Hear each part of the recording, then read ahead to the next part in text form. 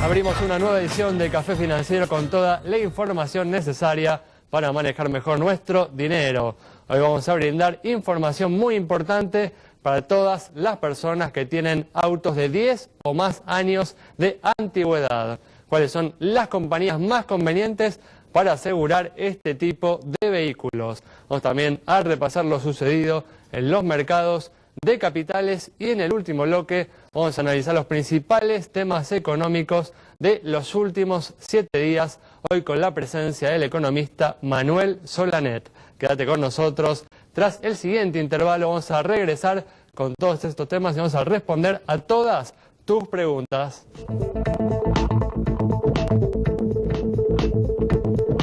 Bueno, ya estamos aquí con Santiago Chelala, también está Yamila Escala y una vez más está con nosotros Julián Siri en esta ocasión para repasar los hechos más importantes sucedidos en los últimos 7 días en los mercados de capitales. ¿Qué tal? ¿Cómo andan? Muy bien, ¿cómo les va? ¿Cómo están? Gracias por estar aquí.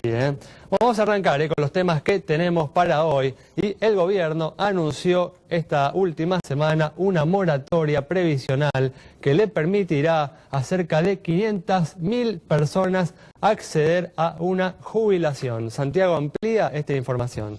Así es, sale la ANSES, bueno, calculó que son 473.000 exactamente las personas que están dentro de este nuevo universo que ahora podrán jubilarse gracias a esta extensión de los plazos que se hicieron. Recordemos que hasta ahora se podrían comprar años de jubilación, aquellos que no tenían aportes solamente hasta 1993, ahora se pueden comprar justamente estos años, por decirlo de alguna manera, hasta el año 2003. Siempre la moratoria es en 60 cuotas que se van a ir actualizando según el mismo índice por el cual se actualizan el pago de las jubilaciones. Esto es una medida muy importante, tiene que ver con la inclusión social, porque no solamente se le está dando una asignación a toda esta gente que por ahí no tenía ningún tipo de ingresos, sino que se le incluye dentro de lo que es la cobertura médica, dentro de lo que es, bueno, la cobertura que ofrece en este caso el PAMI. Uno de los temas también adicionales es que se va a hacer un control del patrimonio de estas personas para estar seguros de que están en condición de vulnerabilidad. Es una medida muy importante, tiene que ver con estas políticas de inclusión que ha venido tomando el gobierno en los últimos años. Con estas 500.000 personas o casi 500.000 van a ser 6 millones los jubilados en la Argentina. La jubilación mínima todavía está muy baja, eso también hay que decirlo, 2.757 pesos, es un número que con la inflación de los últimos años realmente alcanza para muy poco, y si bien la medida es positiva, también hay que tener en cuenta que todo va a depender de la eficiencia con que se administren los fondos del ANSES, porque esto puede ser muy bueno ahora, pero el ANSES tiene que asegurarse de que el incremento de la gente adicionado al aumento de las jubilaciones de un resultado que sea sustentable en el tiempo. Así que, bueno, nuevos jubilados, un aumento también entonces de la inclusión social de cobertura médica fue el gran anuncio de esta semana. Bueno, va a ser importante que la oposición, los partidos de la oposición apoyen esta medida, bueno, o manifiesten, ¿no?, su opinión en relación a esta medida y participen en la aprobación de este proyecto, ¿no?, porque lo cierto es que los partidos de la oposición deben sentar su opinión porque posiblemente si son gobierno en los próximos 4 años asumirán el costo, ¿no?, de esta medida. Así es, Ale. Y otra de las cosas importantes que, bueno, que no dije antes, es que esta jubilación, si ustedes son una de estas 500.000 personas beneficiadas, se puede sacar directamente en la ANSES, sin ningún intermediario, porque a veces los intermediarios, bueno, cobran varios salarios de los jubilados una vez que se empieza con la jubilación. Bueno, en este caso no hace falta, es un trámite muy fácil que se puede hacer personalmente y directamente en cualquier oficina de la ANSES. Muy bien, perfecto. Vamos a cambiar de tema. Ahora vamos a brindar información para todas aquellas personas que tienen autos de 10 o más años de antigüedad, de cuáles son las compañías con los seguros más convenientes para este tipo de vehículos. Autos, el tema de las últimas semanas. Pero puntualmente, yendo a los autos más viejitos, ¿qué es lo que en este momento ofrece el mercado y de qué manera se actualizaron los valores para cubrir justamente a los autos de 10 o 15 años? Bueno, como siempre, un ejemplo. Para el caso de un modelo 2004, es decir, de unos 10 años de antigüedad, cotizamos un Gol, ¿sí? Uno de los más vendidos del mercado, 5 puertas, nafta, aire acondicionado, dirección, valuado en 60.000 pesos. Las compañías, consultamos a las más importantes, a las principales, y estos son los datos que nos arrojaron. Arrancamos con Provincia Seguros en 252 para responsabilidad civil, La Caja 315, Allianz 405, Zurich 417 y RSA El Comercio 421. Si pasamos a una póliza más cara de terceros completo, pero que nos cubre ante más eventualidades, bueno, ahí ya tenemos un valor de 475 para Provincia Seguros, La Caja 502, Allianz 605, RSA 625 y Sancor 645 pesos. Obviamente se eleva, como les decíamos. Si pasamos a un auto 2009, 99, de unos 15 años, ahí ya tenemos distintos valores: 295 Provincia, La Caja 315, Rivadavia 416, Zurich 417 y la segunda 448 pesos por mes. Esto en responsabilidad civil. Si vamos a terceros completos, acá no todas las compañías consultadas nos ofrecen póliza para cubrir nuestros autos. Tenemos en Provincia 455, Rivadavia 462, La Caja 505, Zurich 630 y atención, Mapfre, y los últimos, un valor de 790 por mes, 790 pesos por mes. Estamos hablando de un auto ya de unos 15 años, como les decíamos. Bueno, pero no todas las empresas nos dan esta posibilidad de asegurar en terceros completos, así que, como siempre, importantísimo consultar con la compañía, con más de una, qué nos ofrecen, bueno, qué incluye la póliza y si nos conviene desde ya en todos los aspectos. Bueno, un tema muy importante realmente, porque hay veces que cuando uno tiene autos de esa antigüedad cae en manos de compañías poco serias y puede llegar a tener problemas en el momento del siniestro. Así que justamente estas compañías que acabamos de presentar son todas compañías que brindan garantías suficientes, que cumplen justamente de manera adecuada con sus compromisos, así que son compañías para tener en cuenta si uno tiene que asegurar vehículos de esa antigüedad. Bueno, muy bien, vamos a comenzar el repaso de lo sucedido esta semana en los mercados de capitales, y lo más importante ha venido desde Europa, donde el Banco Central Europeo anunció una reducción en su tasa de interés en un intento por revitalizar esta economía tan anémica que se viene viendo en el continente europeo. Julián nos brinda información sobre este tema. Bien, las medidas han sido varias. No solo tocó sus tasas de referencia, sino también la tasa que le pagaba a los bancos por depositar dinero en el Banco Central. Ahora pasó un rango entre 0 y menos 0,1%, o sea, le está cobrando a los bancos por depositar con él. Y por otro lado, esto es un esfuerzo por tratar de incentivar la parte de los mecanismos de préstamos para lograr levantar un poco los datos que se vienen generando de inflación en la zona del euro. Hay que tener en cuenta que para este año se estima que va a estar cerrando la inflación en 0,7% anual. Ya esos valores, un poco el target se les desvía de lo que tienen en mente, manejan funciones de entre 1,5 y 2% anual. Y también, por otro lado, salió una medida que, si bien hay ciertas carteras de préstamos direccionados a lo que es la economía real por parte de, impulsadas por parte del Banco Central Europeo, a esto se agrega en un lapso de 4 años casi 400.000 millones de euros adicionales. Bueno, hay que recordar, ¿no?, que Europa tiene una desocupación en promedio del 12%, con picos, ¿no?, en países como España, como Grecia, por encima del 25%, ¿no? Sí, empezó a mostrar en algunos sectores cierto piso, encontró un piso o un techo, depende cómo se quiera ver, la caída de la actividad económica o la desocupación por otro lado. Pero, de nuevo, si el resto de los países empieza a aflojar, los países más que picaban en punta, tipo Alemania, Holanda, Gran Bretaña mismo, podría comprometer esa recuperación y habría muchos más problemas para los países estilo Europa, España, Portugal, Grecia, etcétera. Indudablemente. Bueno, con esta información estamos cerrando este bloque. Quédense ahí, en instantes estamos nuevamente con ustedes.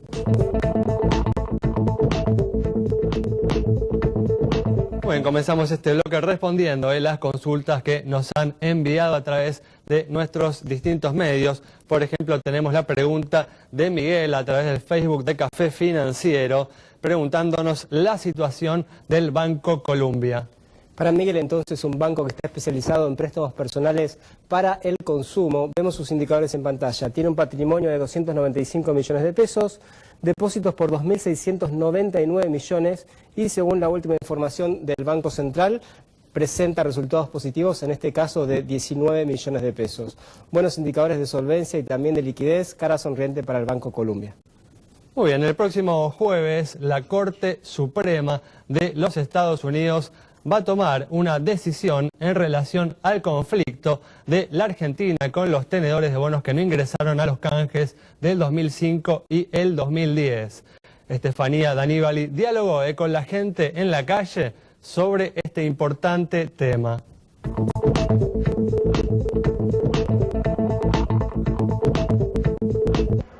Café Financiero le preguntó a los argentinos cuál debe ser la postura del gobierno en este conflicto y qué desenlace esperan que suceda. El gobierno no tiene que mantenerse firme, tiene que buscar un punto de acuerdo, tiene que negociar. ¿Por qué? Y porque a este gobierno todo lo que le falta es poder de gestión, no sabe gestionar. No, sin duda debe mantenerse firme porque tiene que defender la postura del gobierno, lo que lamentablemente pasó hace mucho tiempo. Y el tema del canje, bueno, es en defensa de los ahorros que en su momento lamentablemente nos robaron a toda la sociedad. Es muy finito, digamos, si estar de un lado o de otro. Bueno, soy argentino, obviamente, creo que las reservas deberían más, en la situación que estamos, deberían guardarse, pero bueno. Bueno, para mí tiene que negociar porque así tiene una mejor relación con el Banco Mundial. En primer lugar, yo creo que no hay que pagar. Primero no hay que pagar porque ya se han robado demasiado en este país, ¿me entendés? Que piense un poquito más que la gente necesita, que tenga corazón y sentimiento. Y bueno, es cosa de sentarlo y charlarlo. Creo que somos personas grandes y conscientes. Hablando se entiende la gente, se dice, ¿no? Vamos a ver cuál es finalmente la decisión de la Corte Suprema de Estados Unidos, pero hay que decir que aquí una buena noticia puede ser también una maldición para la economía argentina, pues si el gobierno a partir de esto consigue financiamiento, posiblemente evite, ¿no?, de esta manera la solución de los importantes problemas que enfrenta la economía argentina. Patee la solución de esos problemas para más adelante, ¿no? Así es, Ali, también por lo que escuchaba de la gente, hay que tener en claro que no pagar tampoco es gratuito, ¿no? Uno entraría en desacato con la Corte Suprema y eso tendría, por supuesto, repercusiones no solamente a nivel, digamos, diplomático, sino en temas de comercio exterior también. Desde ya, un tema muy importante, cumplir con los compromisos que el país ha asumido. Bueno, vamos a brevemente cerrar el informe de lo sucedido esta semana en los mercados de capitales con el Merval alcanzando un nuevo récord, como ya parece no ser novedad semana a semana.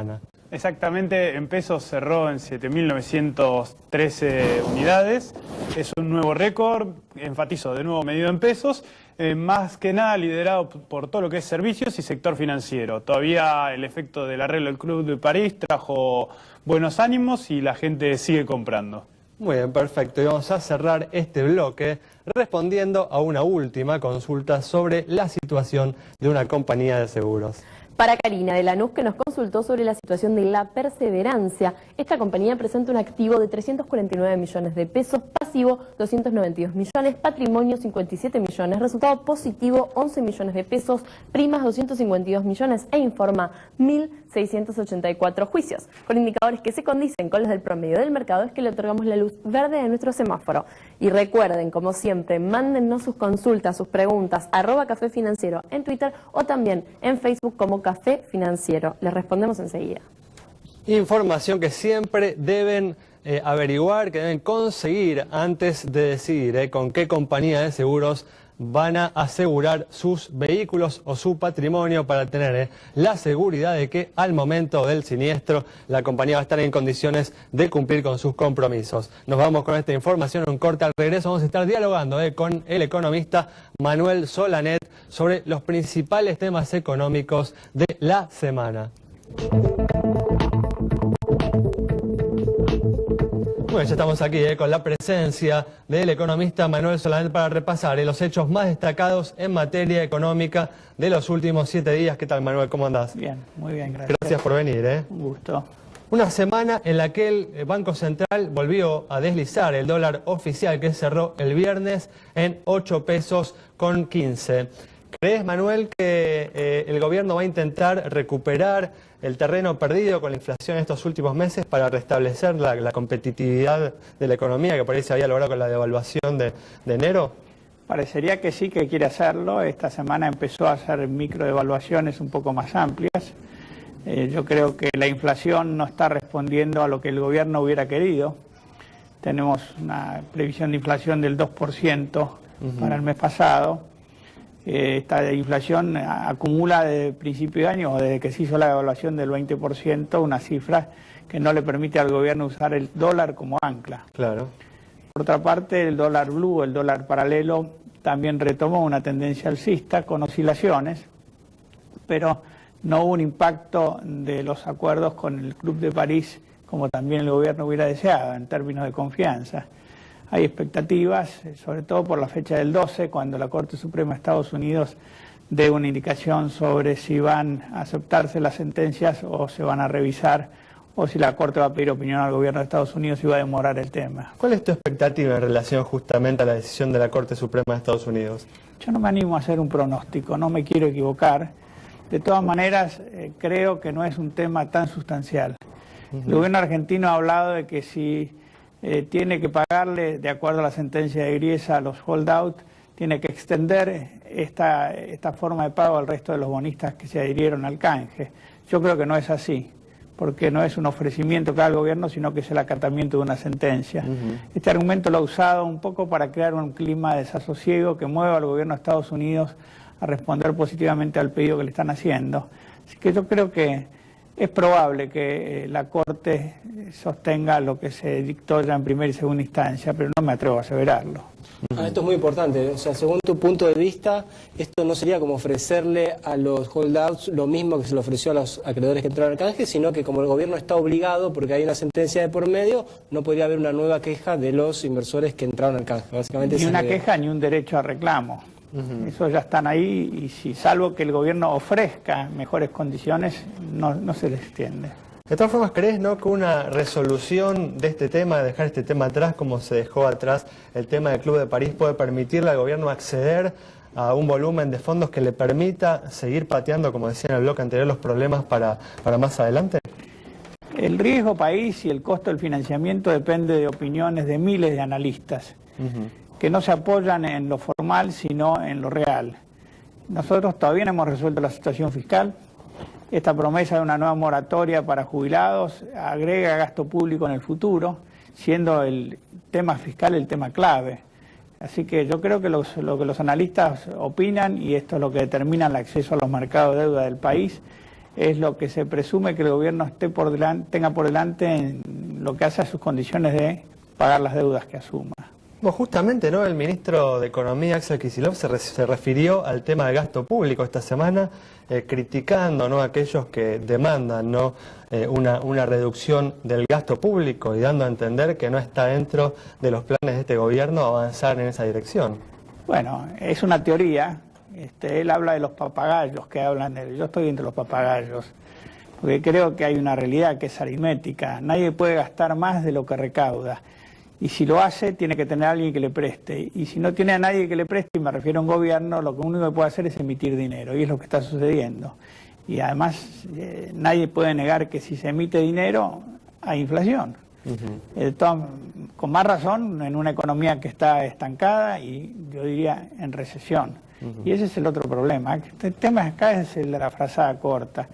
El gobierno le teme a la recesión, tomó las medidas de enero, las aflojó diciendo no elevemos tanto la tasa de interés, Banco Central por favor bájela un poco, la bajaron, inmediatamente se produjo una reacción que no preveían en cuanto al dólar paralelo y a las expectativas de la gente de mayor inflación.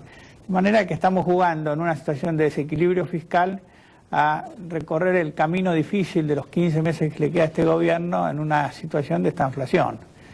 Ya hay conflictos sociales como los que se producen en las plantas automotrices, porque la gente no le gusta quedarse sin trabajo. De manera que hay un trade-off entre inflación y recesión que no se puede resolver mientras tengamos un desequilibrio fiscal como el que realmente tenemos.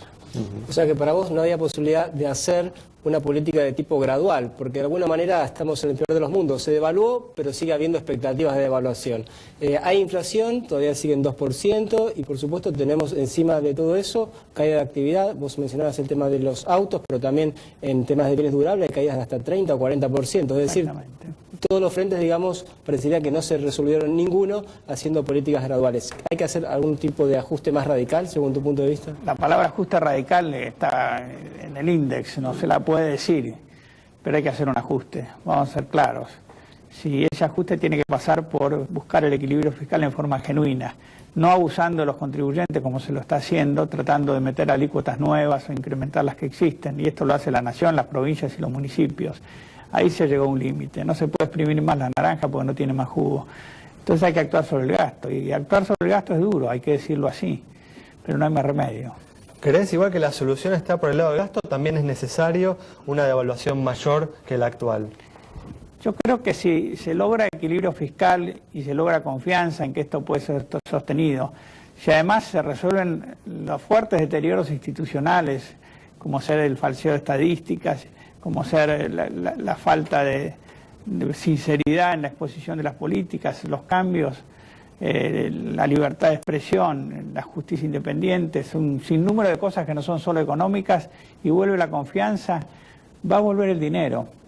Y va a volver el dinero en beneficio de la economía y en beneficio del fisco también. Pero si se van a esa elección, ¿no se corren los riesgos de volver a vivir una situación como la de los 90, con amplio financiamiento internacional, pero con un atraso cambiario que generaba una anemia en el sector productivo?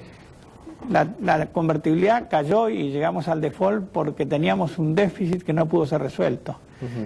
Menem bajó... Pero era bajo en términos históricos, ¿no? Por lo menos hasta el año 97, 98. Pero Argentina es un país que ha defaulteado muchas veces. Es como un borracho que no puede ni oler el corcho.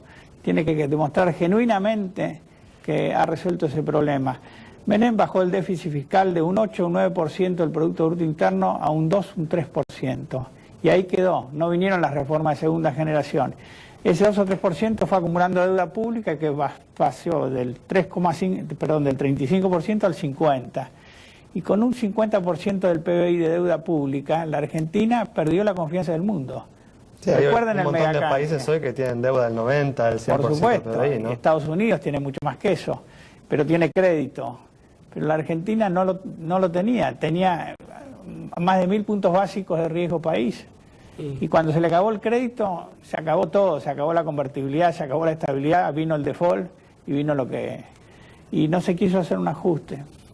Ahora, Manuel, vos mencionabas un montón de problemas, temas institucionales, las estadísticas, pero sin embargo en los últimos meses el gobierno ha hecho un giro a la derecha, en el sentido de que arregló con Repsol, con el CIADI, se acercó al Club de París, un montón de cosas que por ahí hace 1 o 2 años parecían impensables o muy lejanas. ¿Pensás que esto va a tener algún tipo de resultado, aunque más no sea acercar al gobierno también a los mercados internacionales de crédito? Lo tuvo. De hecho, a principios de año nosotros veíamos el precipicio muy cerca, el gobierno también lo vio. Instrumentó estas medidas que vos has calificado como derecha, que son de pura lógica y racionalidad, pero tímidamente. Recién hablabas de que Kicillof está hablando de que no hay que tocar el gasto. Si uno toma medidas ortodoxas, pero sale diciendo que no hay que tocar el gasto, todo lo que hizo no le sirve para nada. No se recupera la confianza, y que no se ha recuperado la confianza lo demuestra cómo está funcionando el propio mercado de cambios. Tenemos 30 segundos más, Manuel. ¿Crees que cambia en algo esta ecuación con el anuncio del Banco Central Europeo de bajar las tasas de interés y tener una política monetaria más expansiva? Creo que eso nos ayuda, como nos ha ayudado en todos estos años. Una baja tasa de interés internacional contribuye a que los inversores del mundo busquen mercados emergentes para ganar más dinero, y van a los que realmente les ofrecen mejores condiciones. O sea, siempre nos ayuda eso. Que se reactive la economía europea nos ayuda, lo mismo que se reactive la economía de Estados Unidos, sobre todo si se reactivara la economía brasilera. O sea, el mundo no es indiferente para la Argentina.